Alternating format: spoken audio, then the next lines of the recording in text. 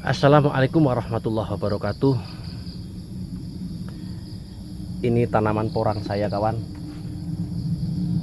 Saya menanam porang kurang lebih antara 4 tahun yang lalu. Saya menanam porang di sini kurang lebih sudah mulai tahun 2019, kawan. Jadi kurang lebih 4 tahun sekarang, 2019, 2020, 2021, 22, 4 tahun. Sekarang 23 ya, kawan ya, 2023. Jadi 4 tahun ini saya menanam porang. Walaupun harga porang sekarang jatuh, kawan, tetapi menanam porang itu tidak ada ruginya. Kok gitu? Iya, tidak ada ruginya, kawan. Karena apa? Tanaman porang itu adalah tanaman yang enak. Saya katakan enak itu apa? Dikarenakan tanaman ini bisa ditempatkan di mana saja. Jadi pada video ini saya mau membahas enaknya menanam tanaman porang. Walaupun harga porang produksi hancur, murah, tetapi ini masih hasil, kawan. Caranya bagaimana? Ikuti video terus, jangan di skip. Bagi teman-temanku yang belum subscribe, jangan lupa subscribe. Dan bagi teman-temanku yang sudah subscribe, saya ucapkan banyak-banyak terima kasih. Sekarang kita jalan ke kebun saya, kawan. Ini, lihat, besarnya segini, kawan. Tangan saya sudah gak cakep, kawan, saking besarnya, kan. Tapi maaf ya, kawan ya, rumputnya sangat tinggi-tinggi sekali. Ini tidak saya bersihkan, sengaja tidak saya bersihkan dikarenakan sekarang porang kan murah, kawan. Jadi saya menghitung biaya produksi agar kita tidak rugi. Begini ya, kawan ya, kenapa saya katakan tanaman porang ini adalah tanaman yang enak. Yang pertama ini adalah yang paling pokok. Tanaman porang itu adalah tanaman semi naungan, kawan. Sebenarnya tanaman porang itu tanaman semi naungan. Memang ada beberapa teman kita yang menanam porang itu di lahan terbuka, di persawahan. Tapi habitat aslinya tanaman porang adalah tanaman semi naungan. Tanaman porang kalau kita tanam di kebun yang tidak produktif, kawan, yang tidak produktif saja, dia bisa tumbuh seperti ini. Maksudnya tidak produktif apa? Kita menanam di bawah naungan. Jadi kalau kita punya kebun umpama kebun kelapa atau kebun pisang atau kebun apa saja, daripada tanahnya nganggur, tanami saja porang. Seperti di sini, kawan. Ini kebun saya ya. Ini di atasnya ada kebun kelapa. Ya. Terus ada lagi, dulu saya tanamin pepaya, itu ada pepayanya itu dulu. Ya. Tuh ada pepayanya. Ada pohon pisangnya, ada randunya, ada bayurnya itu. Itu pohon bayur, kelapa, bayur dan sebagainya. Tanaman porang itu tanaman yang sangat enak. Maksud enaknya itu kita anggap saja kita menyimpan tabungan di sini, kawan. Kita menyimpan tabungan di kebun yang tidak produktif. Itu adalah, jadi tanaman porang itu bisa dianggap sebagai tabungan. Sebagai tabungan, kawan.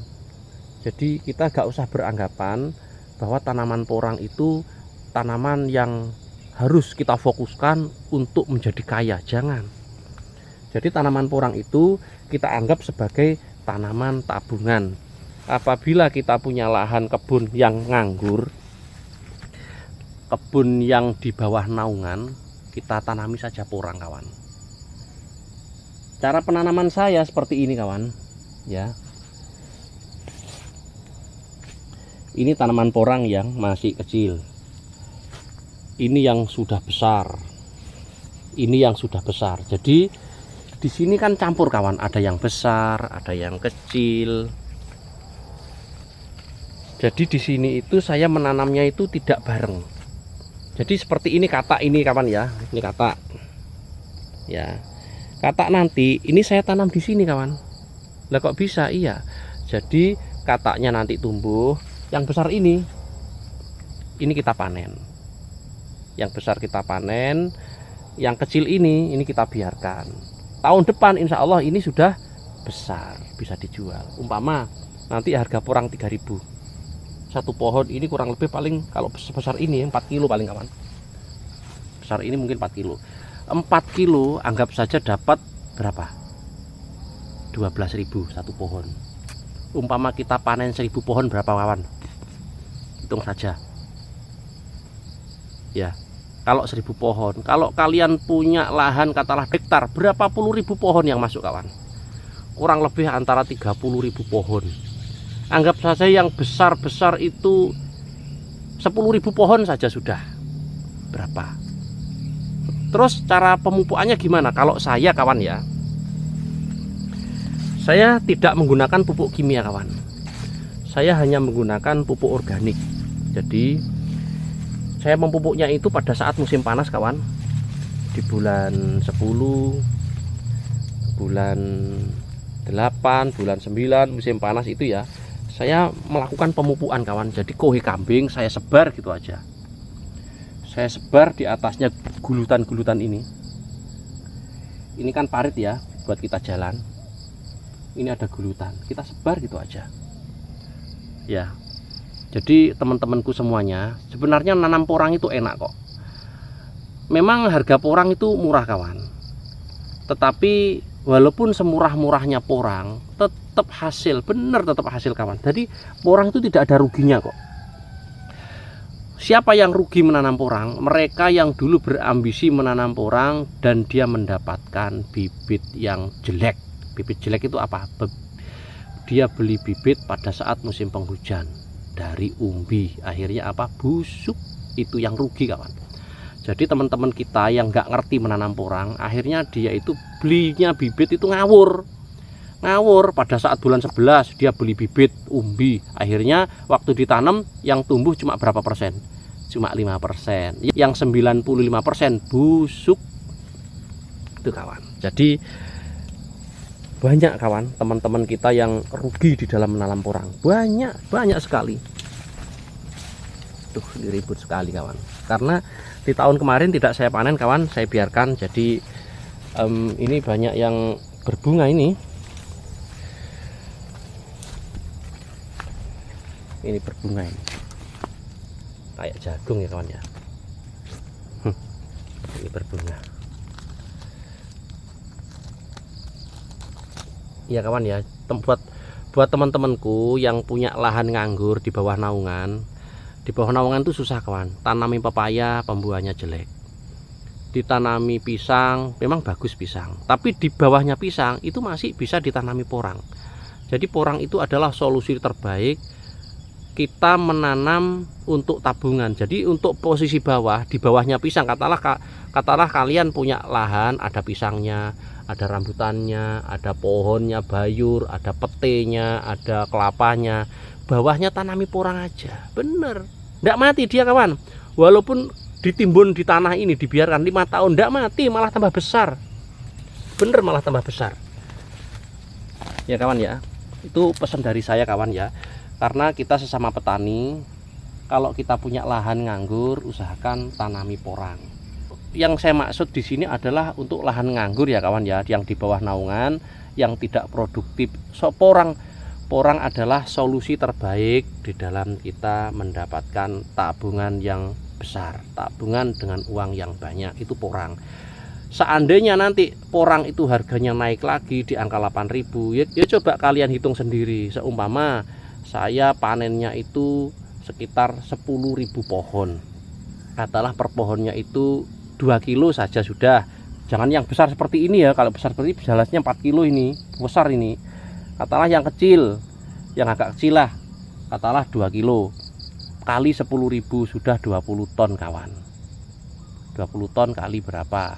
Katalah kali 3.000, kan dapat tabungan.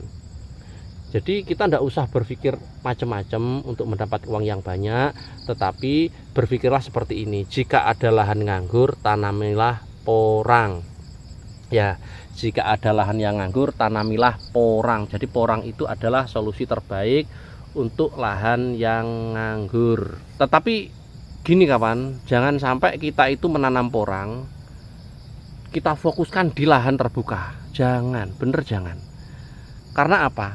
Di lahan terbuka itu kan lahan produktif kawan ya, kayak persawahan itu. Mending kita tanami kayak lombok, kayak pepaya, kayak ya lain-lain lah, banyak kan di persawahan.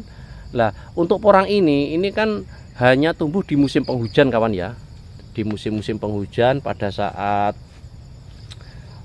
bulan berapa, mulai bulan 11, 12, 1, 2, 3, hanya itu waktu musim penghujan ya. Maka di musim panas dia kan nggak tumbuh. Lah untuk lahan kebun musim panas itu kan tidak bisa ditanami kawan, yang tumbuh paling kan pohon-pohon yang besar. Untuk pohon yang kecil yang jelas dia kan nggak tumbuh.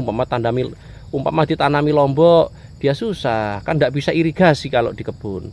Terus umpama ditanami jagung susah juga, dia nggak bisa irigasi, kecuali lahan kalian ada irigasinya. Tetapi di bawah naungan, apalagi naungannya yang sangat rapat sekali, tidak ada cahaya matahari, saya sarankan tanami aja porang. Kalau ditanami lombok jagung, saya khawatirkan tidak bisa berbuah. Dia bisa tumbuh tinggi sekali tapi nggak ada buahnya gitu kawan. Karena tanaman yang di bawah naungan itu proses fotosintesisnya terkendala. Untuk tanaman porang ini dia tidak memerlukan cahaya matahari yang banyak, dia hanya memerlukan cahaya matahari yang sedikit. Insya Allah sudah cukup untuk memberikan pembesaran kepada umbinya ini. Oke kawan-kawanku semuanya, dan ini yang terakhir adalah kelebihan tanaman porang. Apa? Tidak perlu membeli bibit lagi. Karena apa? Setiap tahunnya kita sudah diberikan bibit yang banyak dari tanaman ini. Seperti ini ya, ini katanya sudah banyak. Berapa ini? 1, 2, 3, 4, 5, 6, 7. Ini ada 7, sekecil ini. Belum yang besar ini kawan. 1 jadi 7. Yang ini kata Allah jadi 7. Terus gimana kawan bibitnya? Pasti kita bisa jual kan, gitu loh. Enaknya porang di situ. Jadi walaupun harga murah, tetap namanya porang, bisa hasil setiap tahunnya. Oke kawan-kawan semuanya ya. Untuk masalah panennya kawan, bagaimana cara memanennya porang? Cara memanen porang adalah, kalau saya yang besar ini saya panen.